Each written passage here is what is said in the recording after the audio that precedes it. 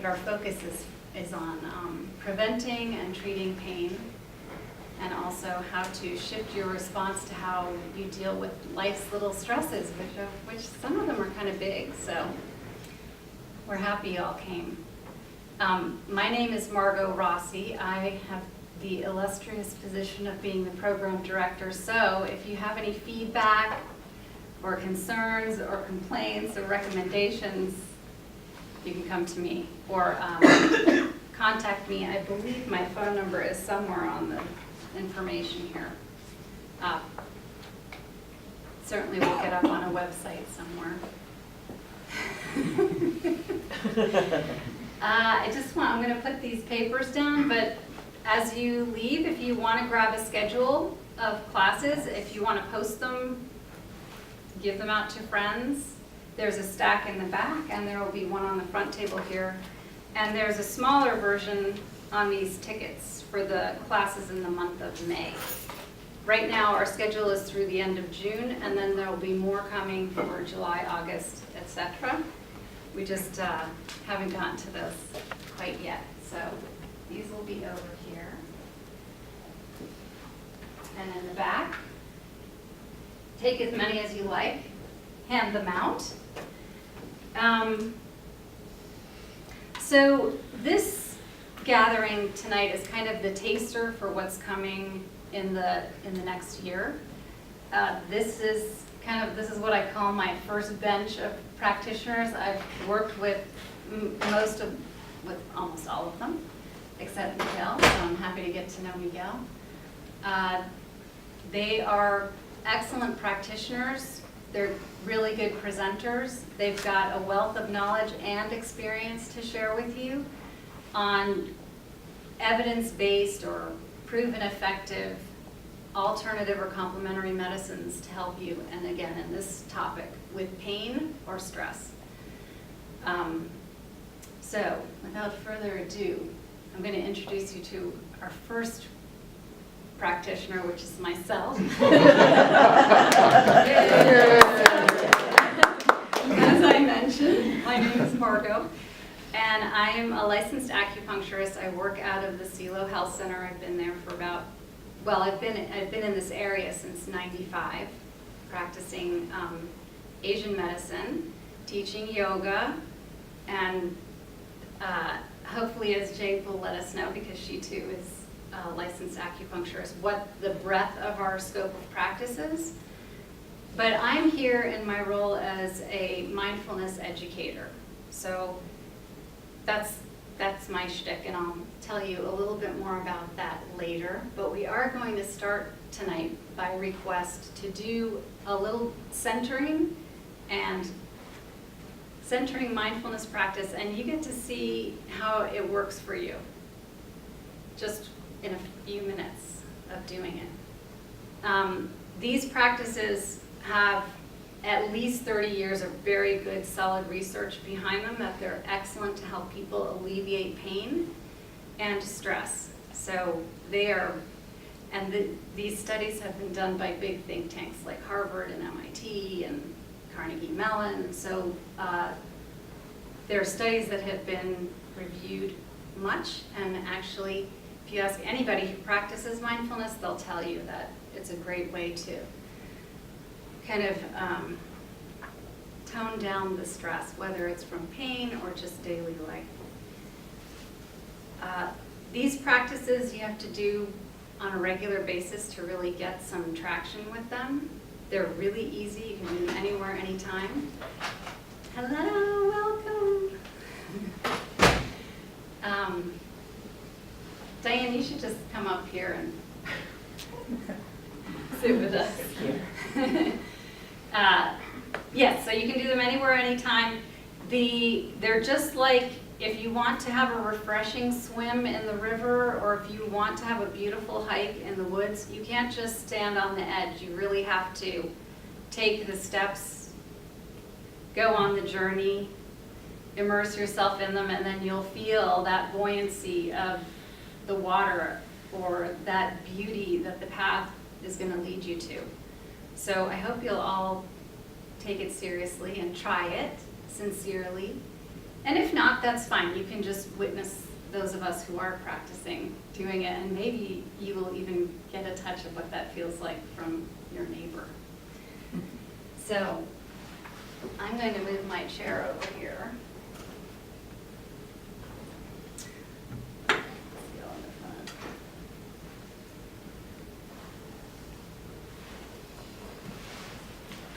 One key is that you have your feet squarely on the floor. And if possible, that you can sit with your chest lifted so that your back is fairly long. And if you need to sit back in your chair to get support for your back, that's fine. But if it's possible for you to sit on the front edge and just be long through your spine, you look good. So if you're comfortable, you can close your eyes. And if that's doesn't feel okay to you, you can gently just close them as much as you want and let your gaze be soft and diffused. You might look at a place on the floor. And just notice how it feels to have this position where your chest is lifted and your spine is long and your feet are squarely on the floor. And you can feel the pressure of the floor underneath your feet. You can feel the sensation of your socks or your shoes as they wrap your feet.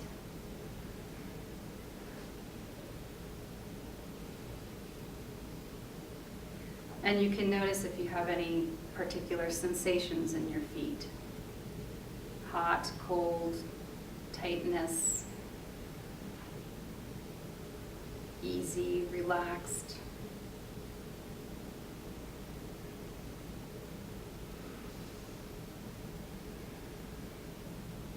And slowly with your mind, just scan up your body to the next place you feel pressure. It might be on the seat,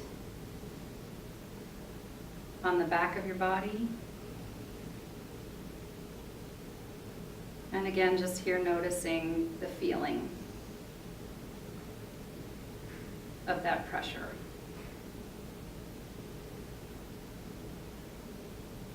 You can feel where your hands and arms are resting. And noticing the temperature of the air on your hands.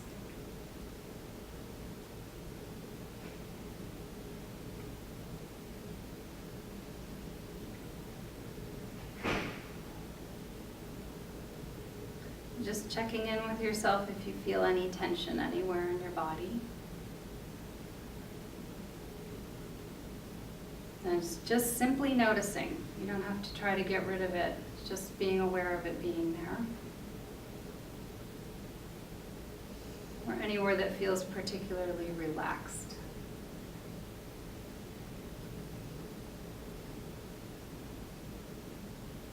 And finally, since we are all doing this, just notice your breathing.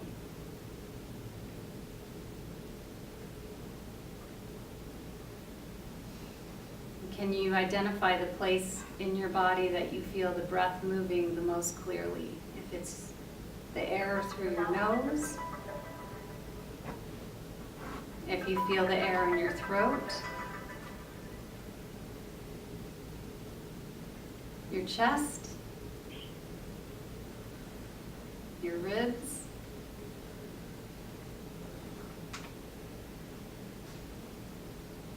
your belly,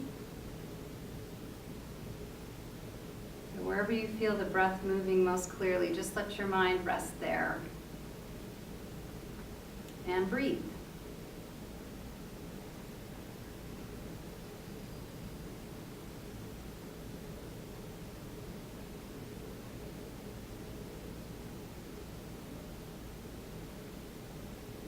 Just feel the breath moving in and out.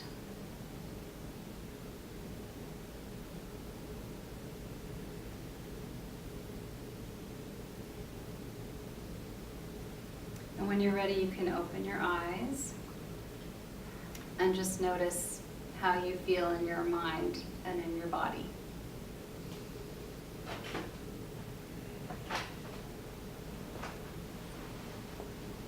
You can also notice just how the room feels.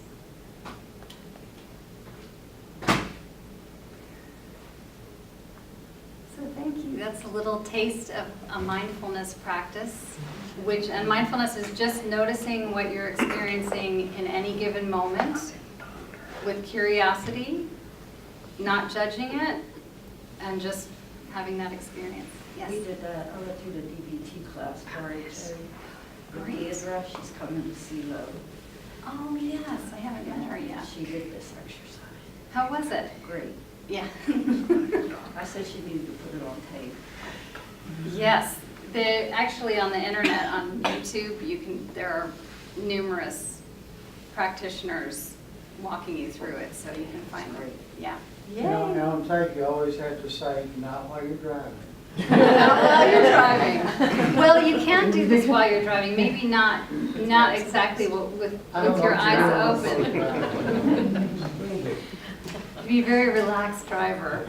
We need more of those. Yeah, we a need to relaxed avoid and this alert. already. It's do some of these things. Yeah. So every week throughout this program, we're going to do maybe 5 to 15 minutes of that sort of practice. You'll learn a new one every week, but that's going to be the thread that links all of these all these classes throughout this year. And now, I'll be teaching a class on mindfulness next week. That's May 14th, right here, same time, 5:30 to 6:30. And then the following week, we have Jenny Boyd-Bull, who's going to be sharing Tai Chi. That will be on the 21st. And Jenny, I'll let you take it away. Hello, y'all. Glad you made it. I grew up in Knoxville and retired here 3 years ago, and have been teaching Tai Chi and Qigong. And I want to tell you a little bit about it. Qigong and Tai Chi are very slow and very gentle movement. And it stills your mind, like what we just did, and also deepens your breath. And it leads to whole body health, relaxation. It's very relaxing. Really good balance. A lot of people take it for balance. Flexibility and strength. Your lower part of your body gets really strong. And it's great for integrating your movement and your mind-body awareness so that you know what the right hand and the left leg are doing at the same time. In our classes on Mondays, we'll be practicing a simple Qigong form, which focuses on deepening the breath and stilling your mind, and also the Tai Chi walk, which is the first 2 movements of the Tai Chi 24 form, which I teach. And through these, we'll learn the basic principles of how to have a balanced, grounded stance, how to move slowly and softly, flowing movement from your core, from your belly, with your breath, and how to relax, especially your upper body. Many of us get really tight up here, and when we do, we lose our balance. And the more we can relax and move from down here, the better it is for everything. I wanted to talk a little bit about the classes I offer. I've been teaching weekly group classes at the CeeLo Health Center since 2015 and the Bakersville Health Center since last year. We have about 8 to 10 students in the class. This is a group practice. We have an assistant in each class to help give individual attention. Rachel's one of our students. Many of the participants are older and come with a range of health issues. Arthritis. These are things that students that currently come have. They have arthritis, they have lupus, they have lower back pain, they have shingles, knee surgery, breast cancer, a lot of different things. Yes, thank you. Can you hear me now? And they consistently are really grateful for the classes and improving their well-being. A man in his 80s with arthritis said his balance had improved after a month of classes. A woman in her 70s with recent knee surgery just last week told me Tai Chi works the kinks out, so she's relaxed and pain-free. woman with lower back pain enjoys the silence and relaxation that releases tension of the body. The woman with lupus is losing weight and is one of our more energetic and enthusiastic students. And I just wanted to give you a little bit of background about the medical part of Tai Chi, why it works. There have been studies, as Margot was saying, that at least 6 weeks of steady practice of Tai Chi and Qigong improves balance, prevents falls, and as all of us get older, I'm 73, those are things we want to watch out for, and reduce symptoms associated with all of these different conditions and their pain. Rheumatoid arthritis, osteoarthritis, lower back pain, osteoporosis, fibromyalgia, herpes zoster, chronic stroke, lupus, vascular dementia, Parkinson's, shingles. And that's just, I took those from the studies that I was reading, but in general, as Margaret was saying, the more relaxed we are, the healthier we are. And this is about relaxing and deepening our breath. So just to summarize the health benefits for pain and stress management, when we focus our breathing and visualize, we can reduce our pain. When we relax, our muscular tension is released and inflammation released, and that reduces pain. Practicing Tai Chi increases our mobility, which has a positive impact on pain. Tai Chi has been called meditation in motion. The practice of Tai Chi expands awareness to the entire body, which decreases your focus on, oh, my shoulder hurts. You know, you're looking at everything. And so that shifts how you see and view your pain. Stuck and imbalanced energy is related to people who have chronic pain. So when you release that energy, you can release the pain. And also they're fun, they're classes, they're groups together. So that has a beneficial impact. I love the way we support each other in the classes and we have a good time. And I have over there a handout that includes the information I just shared with you. Oh, and one other thing, I just wanted to tell you how the classes will go. We have simple warm-ups.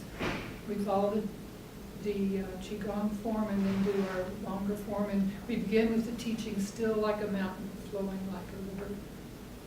And we often talk about how we flow together like a flock of birds or a school of fish. And we are definitely a perfection-free zone. Hello, welcome. Jenny brought up a couple of important points that maybe I mentioned. Everything that we're sharing here are things for you to take home and practice at home. And the more you practice them, the more results you're going to see from them. So these aren't just one-time show up and do, though that's really nice. It's not, I mean, if you're just going to come once, definitely come. But you do want to practice, and the goal of our presenters when you come to a class is definitely to share something with you that's very clear that you can do at home. They'll have a handout for you, some way to remind you of how to do these practices properly, and then of course you'll have their information if you need to touch base with them and ask a question specifically about what they've presented here. So on to Jade. As I mentioned, Jade is a licensed acupuncturist. I'll let you tell more about that. It's really heartening to see such a robust group here for one of our first presentations. And I think this really speaks to the desire of our community to feel better, to heal, to be healthy and balanced. And so I really appreciate you investing the time and energy to be here. So yes, I'm a licensed acupuncturist. I've been practicing herbal medicine and Asian traditional medicine and various other modalities for about, since, I guess I probably started with everything about 93, something like that. It's weird to get to the age when I talk about things in terms of decades, not just years. But the thing that drew me to Chinese medicine was I was actually on the cusp of choosing, do I go to medical school, do I go to like Western medical school or Eastern medical school? And I was working at Duke Medical Center at the time in the cardiology department. And I was working very closely with the cardiologists and watching them, wonderful people, and yet they were working with some a really sick population of our community, and not once in all those years, and now things have changed a lot in Western medicine, but during that time there was no talk about how to deal with one's emotional state or stress, how to eat healthy, exercise that could really, really benefit you, like Tai Chi, and I just knew that my calling was really more to help people find their own wisdom in their own bodies on how to live a life that was healthy and happy. And so that really helped me kind of choose my path. And it is amazing to be here in these mountains with such an amazing community of practitioners who all, I really feel like we really share that philosophy of improving the health and happiness of our community. That said, then there comes a time when people do have pain and illness and suffering, and we want to do our best to help you with those things as well. And so, to be specific about Chinese medicine or Asian medicine, because acupuncture really is actually a whole gamut of therapies. So we talk about acupuncture, which is using very fine needles to access different energetic points in the body to help your system find balance and to relieve pain, to address chronic health issues. But we also, some of us incorporate modalities. We do some massage and acupressure.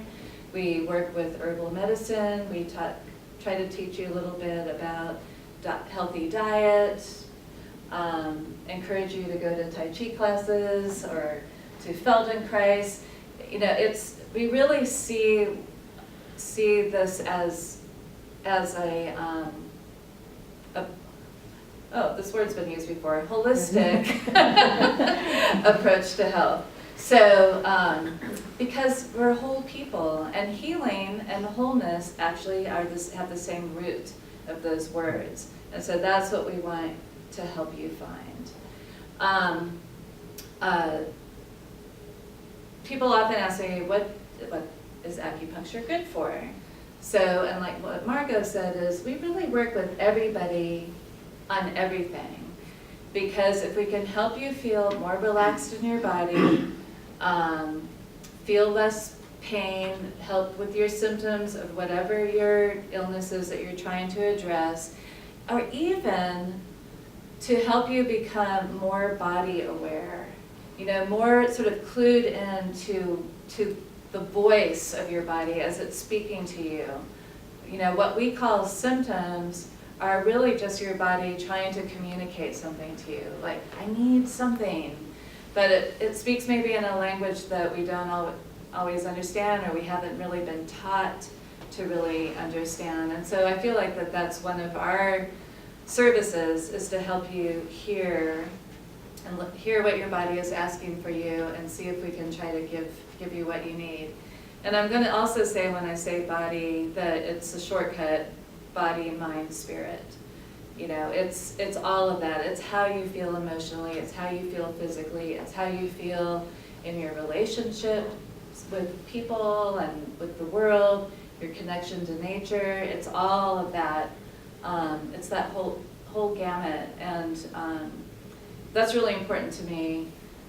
My background in Chinese medicine is in what's called 5-element acupuncture, where we do a lot of work with people on an emotional level, you know, as much, even sometimes back then it was even more than just on the physical. Sometimes I would get frustrated when I would go to school and they, you know, talking about, you know, treating the person's mind and spirit. I'm like, well, what if they just have a sprained ankle? And it's like, and as one of my teachers said, I've never seen a sprained ankle come through the door without a whole person attached to it. And so that was such a good reminder to me. And yes, we will help you with your sprained ankle or your low back pain or your fibromyalgia, all of those things as best as we can. And sometimes life is also about being with what is, and through mindfulness practice, finding peace with what is, you know, as we go through our healing process, which can sometimes be short and sweet and sometimes can be a long journey. But as we walk with you on that journey of healing, we hope that the terrain of healing that you walk through can be maybe made a little bit easier and a little bit more bearable with us, you know, partnering with you. So I will be doing a little class on, I think it's Memorial Day, right? So if you're in town or after your barbecue, come on by. And so what I'll be offering is we're going to do sort of a little mini community acupuncture clinic. And so community acupuncture is actually a thing that started out west and has really spread through the country, and it's using what's called auricular therapy, which are little teeny thin needles in the ears that give you a treatment, particularly great for dealing with stress and relaxation. There are also very specific points for different parts of the body and pain, but what I'll be doing is kind of a global balancing stress relaxation treatment, and Margot will, while you're hanging out with the needles in your ears, Margot will lead us through a little relaxation, mindfulness practice. So it's a really great combination. This is something that I did for a few years in prisons in Maryland with people who were there because of drug offenses, so they were dealing with addiction. But I also worked in community clinics, like actually county health clinics, dealing with helping people with pain, addiction, stress, PTSD. And it's just a really nice way to sort of treat all of you in a very simple and safe way. And we will also offer people other options. So if you don't want to have needles in your ears, the other thing I'm going to teach you are some acupressure points. So you have this whole system of pathways of energy in your body with little points that you can sort of access. I always tell people it's like a circuit board. So you got all this energy flowing, and there's like little gates and switches and stuff like that. So that, sorry, I was a computer science major We can tell you were first. from California. Right. So anyway, the needles stimulate those points, but you can also stimulate those points using pressure. So we're going to teach you guys how to do that. We'll do some breathing. We may do a little movement with some qigong practice. We really want to give everybody a little taste test of Chinese medicine, and you can see how you like it. So thank you. I don't think I have anything to add to Jay's class, except that if you want to come, we need you to sign up, because she can only put needles in so many people in the hour that we have, so we need to know if you want to come. And there are sign-up sheets on that table by that back door for each of the classes. If you know you want to come, if you can just put your name on there and a contact, if something changes, we can get a hold of you. You're not committing yourself in stone to anything, but we hope that by signing up that you will feel like you definitely want to commit to come. So our next presenter is Astra, who will be teaching Awareness Through Movement on June 4th. Yep. Yeah. Great. Hi, everybody. I am a Feldenkrais practitioner, which is the name of the person who developed the method that I teach. A lot like my colleagues around me, I work with people for all sorts of things. And what's a little bit different about my practice is that I see myself as an educator. I'm an educator who creates conditions for learning so that you have therapeutic benefits. In other words, your balance increases, your pain decreases, your awareness increases, things like that. But my goal is to create the conditions so that you become more self-aware, you understand what you're doing that's causing the pain that you're having in your life, so that you have the tools then to be empowered to live differently. I work with everyone from healthy individuals who want to enhance their performance. They say to me after, I want to be able to hike further or higher. People who have central nervous system conditions like MS, or they've had a stroke, or the people who are recovering from surgeries. People who want to avoid surgery and find out how to move with that joint that's all messed up and blown out, but they want to figure out how they can move and not have the surgery. I work with those folks as well. And I also often am working with people with chronic pain being something that the body essentially should have healed, but the pain is still existing for long periods of time, anything longer than 6 weeks, essentially. So the question about the benefits, let me just go to them first, then I'll explain how I do it, what I do with people. The benefits are a reduction in stress, anxiety, people having much clearer thinking. Anyone here who's had chronic pain knows what a distraction it is. It really interrupts the flow of thought. It really is difficult sometimes to be more mindful, but we can create the conditions for learning so that the pain is reduced, but also you learn how to expand your attention. Like Margot had us notice what felt good as well. So you're looking at how to retrain what it is your nervous system is looking for too. People have an increase in their ability with their balance, their breathing, their flexibility, their sleep, and just their depression, and just their function of daily life.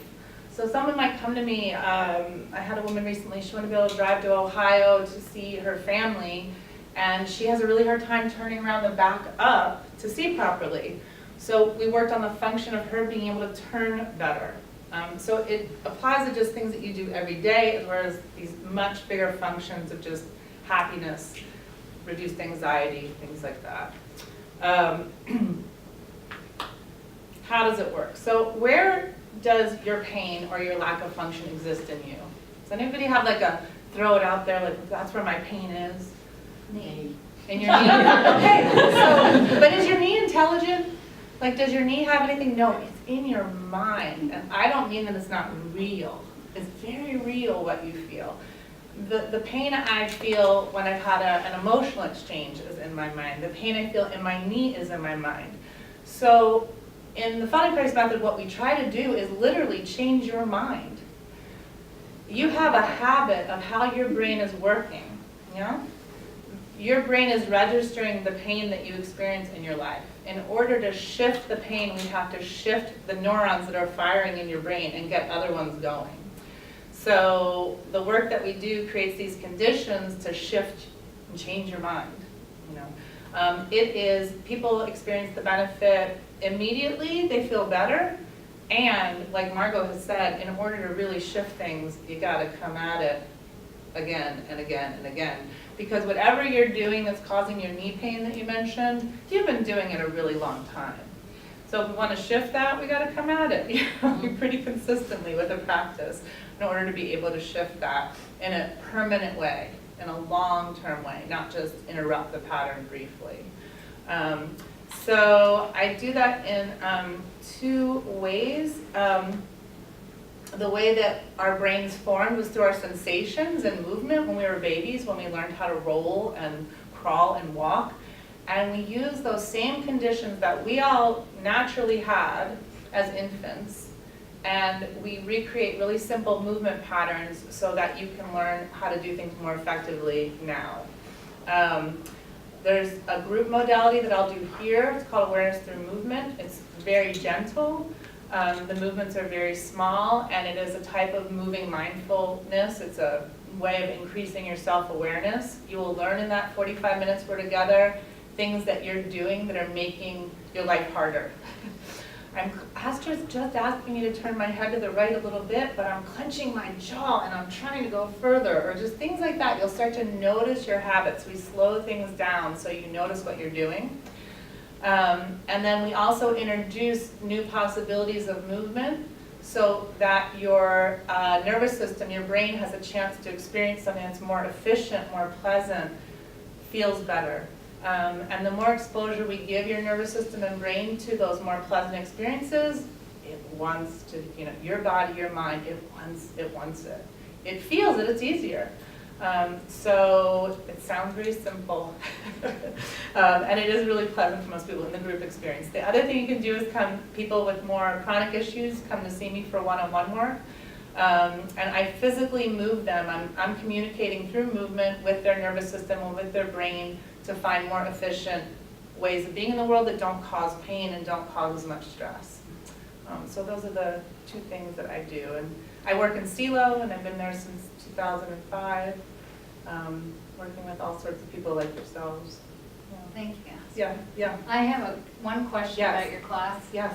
Will people have to be lying down, or If is we it? have the room, or we can do it in a chair. Either one. Okay. We'll figure it out. Okay, so Yeah.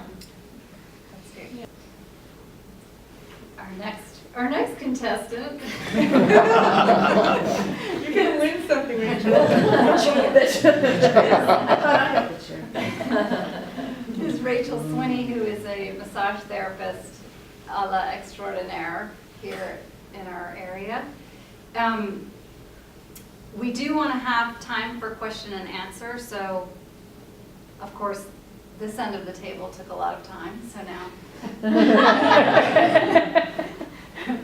I'm going to ask you to be As brief as precise possible. and concise, and I know you can. I'll stick to my notes. Yes. So my name is Rachel Swinney, and I have a bachelor's degree in communication arts. And 5 years after I got that degree, I went to massage school and received 1,000 hours base training in massage and bodywork at the Florida School of Massage in Gainesville. From my training, I'm going to repeat something that I've heard already tonight. Pain is a message from our bodies that the body has something that wants or needs to be noticed or to be tended to. So we get a pretty negative connotation about pain. Oh, I'm hurting. But it's also possible in our minds to think of it as a flag that we need something. We need attention, we need noticing. There are various modalities of massage available out in the world. I'm sure you have heard of numerous different kinds. Even the most base level massage session can help prevent a minor tightness that you hadn't even noticed today from becoming a greater one and a more painful one and a louder one. Increased circulation, which is also a benefit, can clear tight or lightly injured areas of old blood more quickly, therefore replacing that with new blood and a flood of nutrition. So the blood goes to the heart and gets cleansed, it leaves the heart, comes back with oxygen and nutrients, goes to those areas. So when we increase circulation, those are the benefits of that. We are replacing that area that might be stagnant otherwise. So many of our pains and injuries can get started or simply exacerbated during times of stress or just during a stressful response to life's surprises. So we've talked about preventing something from getting worse, cleaning out an area, bringing in nutritious blood, and overall well-being and stress relief. So massage can be preventative and also part of a treatment plan as possible. As you begin to meet therapists in your life with special training or long-standing experience, you may find or learn about modalities that can provide even greater pain relief. I just want to put in a plug that when you're looking for a massage therapist, word of mouth is a good way. Finding out how long somebody's been practicing, having a phone conversation with them about what you're looking for, what they do, what modality they do, and asking if they deal with this kind of pain. I see complementary medicine as a way for us to meet the human condition early and move up the level of treatment as needed. I have been trained by, educated by, gone to classes with all the people who've spoken before me because I believe in this work and what I do. And I also see levels that massage can be used at the beginning, it can be used in the middle of chronic pain or difficult pain or injury or even just stress, but also it sometimes is important to move on to acupuncture as a stronger treatment or Feldenkrais as a stronger treatment. When I was in China in 1994, I was invited to go there by the American Massage Therapy Association, which is my professional organization, and there was one therapist from each state. I represented at the time the state of Tennessee. I was placed at the Guang'anmen Hospital in Beijing, which is a teaching hospital. And I was there for 4 weeks, and every day we observed doctors with patients who had come into the hospital for a wide variety of issues. And almost every time, unless a patient had an obvious severe condition, the doctor, and who was being translated to us by a translator, said, "Have you had a massage?" More than 80% of the time that happened. And if the patient said no, the doctor didn't speak, he or she pointed to the door. "I will not treat you until you have had a massage." And my belief, and what I learned there, is that's because so many of those initial layers of what's going on can either be made better, or all the muscles, tendons, soft tissue around it can be held and supported in a way that makes the next level of treatment easier to receive and even more effective. So I'll be teaching a class on June 11th here, and I am not going to be setting up my massage table and giving everyone in the class a massage. But I will be teaching self-massage for certain conditions, and I will bring this same little bag called a bliss bag. And in my bliss bag, I have all kinds of little things that you can buy at Target or Walmart and use on your own body for your own conditions. We'll even use an old-timey pencil eraser that you can get easily at CVS to work on little places that would prevent a pain from getting worse, prevent you from needing to go to the doctor, prevent you from needing to take a pill. So we'll work in that way, and we can talk about what else you can expect when you go to see a massage therapist. And we'll have fun. Thank you, Lisa. Quick, Thank you. hold the introductions. First of all, everybody here is probably in a pickle, like I am right now, because I want to see every one of these. There's only so much time in the day. But I can attest to the fact that I have patients who use these practitioners, and the ones that do all get better results. I've seen that with my own eyes. So I'm a big fan of everything that's going on here, and I plan on getting to know them much more here. I've been in Burnsville since 1982 and practice chiropractic. And chiropractic is pretty much recognizes that the body is a self-healing organism. I think everybody here will agree with that. And as long as there's no interferences to this healing process. And what we try to do in chiropractic is deal with some of these interferences. They can come in the form of physical injuries, falls, emotional stresses, chemical stresses, the foods that we're putting in our body, medications, drugs that we might have taken, probably a couple other stresses. Environmental stresses is a real important one as well, that we all deal with every day.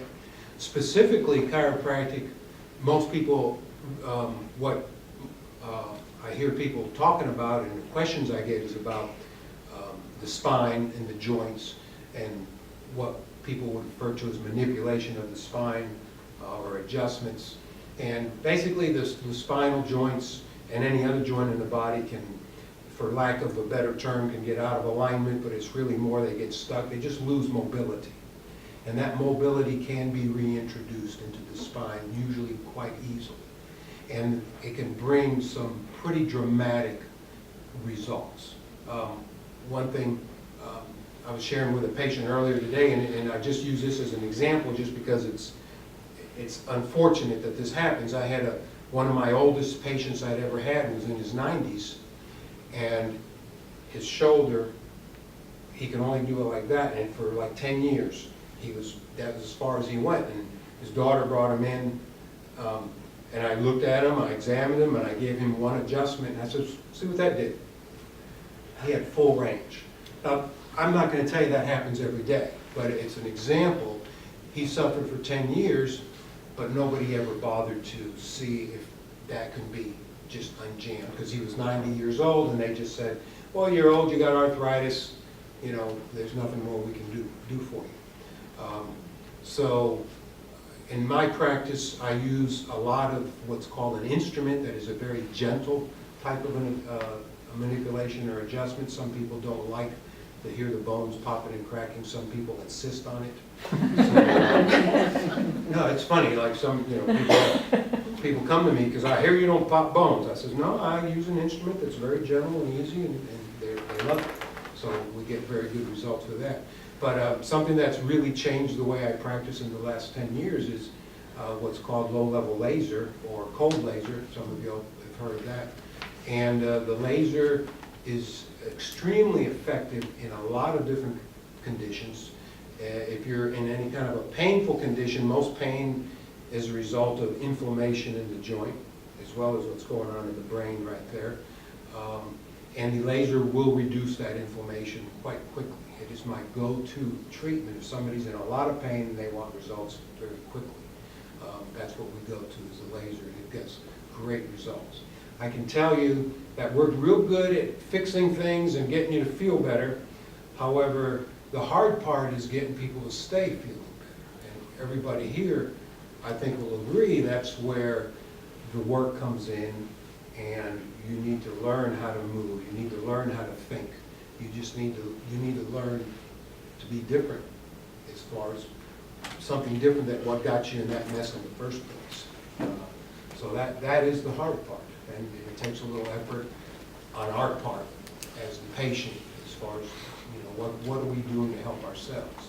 So what I'm going to be teaching on in my classes, I do classes on a regular basis in my office, which are also free, but I teach a stress reduction class. It's more based on, you know, if you got a shoulder problem, here's what you do. If you got a back problem, here's what you do. If you got a knee problem, here's what you do. So they're really based on just some simple strategies that people can take home and start using on a day-to-day basis that I have found that at least helps get the conversation started on helping yourself. So, thank you. Thank you. So we have some minutes here. If you have a question for anyone in particular, if it's just a general question, you can ask it, and I might pull somebody from our panel to answer it. if we can keep our answers brief, if it's a question that many of us can answer or respond to, that would be great. So, it's your turn. You can ask anything. It could be about a friend, it could be about yourself, a family member, something general about these practices. I have a question. Qigong and Tai Chi, are they two different practices? Qigong and acupuncture and Chinese medicine, Chinese herbs are all branches of Chinese medicine. And Qigong is the foundation for Tai Chi. Okay. I was not aware of that. So. And Tai Chi includes the Qigong practices that open up your meridians and deepen your breath and still your mind. And it also is an internal or soft martial art, and it also helps you work with your energy. So and the big kind of practical difference is that you're moving across the floor, whereas with Qigong you're usually staying in place. Yes, ma'am. I don't know, have any of you ever heard of positional release therapy? Yes. Yay. What is it? It is a kind of massage therapy, it's a Yeah. modality. It's kind of like a cross between chiropractic and acupressure and, in other words, all strains and whatever have a trigger point that will release them. And if you know how to position the body, then and touch the trigger point, the muscle can respindle, and it releases it just by poking them. Yeah, I'd probably say that acupuncture works similarly, the points, or the theory of that. Did you say that in 6 weeks you can learn quite a bit about the Tai Chi, about movements? Yes, and what I was really saying is, all of us have been saying, is that it's continued regular practice that makes the improvement. So over 6 weeks, most of these studies have taken 6 weeks and looked at and say, oh, am I have less pain? Yes. So it's about regular practice over 6 weeks. It's like going to piano lessons. Yeah. Like you'll go to the lesson and then you go home. I'd probably, oh, that's okay. No, go. And on top of that, that is true for all of these things, in that, as Astrid said, to get to where we are now is a certain, pattern of dysfunction or imbalance or behaviors, and so it's like kind of rolling that back, and so it really is like a retraining, whether it's a manual therapy like massage or acupuncture, or a movement therapy like Feldenkrais and Tai Chi, or like chiropractic. So there does need to be like regularity and not and treatments or practices fairly close together, so you're reiterating that lesson to the body over and over again until it finally gets it. So. Yeah. It also is possible to get benefit from one session as Yeah. well. It may not be the same level of benefit, but you will not come to one session and think, oh, I'm I not going to wasted feel my- anything yeah, for wasted 6 my time. weeks. That's That's true. not true. Good Right. point. And, the 6 weeks has a lot to do with how the studies are funded. They like to fund 6-week studies, so it's not a magic number. It's just how many of the studies that I have know been that done. you would need to continue on, but what I was meaning is, would you learn most of the basic moves in your Yes. 6 weeks? Yes. Yeah. And I also just want to say, if you're anything like me, my Feldenkrais training was 4 years, and I was only doing it for myself at the time. I wasn't planning on doing it professionally. And when I met with the director and he asked me to enroll, I said, look, I can't agree to doing this for 4 years. Like, I've hardly done it. So he said, well, just come for a year. Okay, I'll enroll for a year.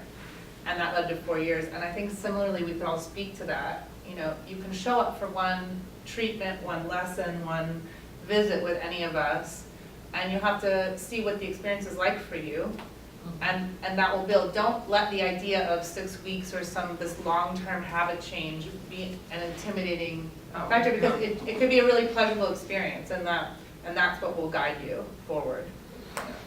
Yeah, and one of the objectives of this project is absolutely to give you the tools that you can practice this at home. It's not about becoming dependent on a service or some kind of machine or person or whatever. It's to help you learn some skills that you can use every day, and know that you're doing them properly so that you can get the most benefit from it. Mention the possibility of attending several sessions and doing some deeper work. May I say that? So our advisory board for home remedies, is currently working on a voucher system that, right now, what we have in our minds is that we're a participant to come to at least 3 of these classes that are being held on Monday nights, 5:30 to 6:30 here. If you come to 3, you get a voucher for so many visits to one of these practitioners paid for through this grant. So that's the other, Yeah. that's the other amazing piece is that, and we still have to work out the numbers of that, but that's one of the objectives of this grant, is that you can have a one-on-one experience and get maybe a little program for yourself that you can take home, and that's what you do. If you only have 5 visits, at the end of that you'll have something to take home that you can practice for the rest of your life, perhaps, if it's appropriate. I did have one question. Yes. Do y'all have these sort of staggered out so we can get to see all of you in a week? Well, I wouldn't recommend that. What I tell my patients is that you want to give yourself, your mind and your body at least 3 days. That's kind of that's a specified number in Asian medicine. 3 days just to kind of land into the treatment you just had before you layer on something else. That's just to help you see the benefit and be really clear. Did I get a benefit? What was it? And what questions do I have now? Or where do I want to go from what I've learned at this point? So you don't want to do something every day. I can hardly imagine this not helping everyone. Any other questions? Well, just a quick one. Yes. Which of all of you, it sounds like it'd all be beneficial, but to be more specific, say you know that you have a sciatica nerve that is pinched. Where would I get the most relief from that possible? So like, everyone, but, you know, where do I really need to concentrate? Is there an answer to that question? I think we'd have to put out a mud pit and mess around and see. I mean, I still benefit from each one. Yes, I would say probably, and I'm just gonna answer this question.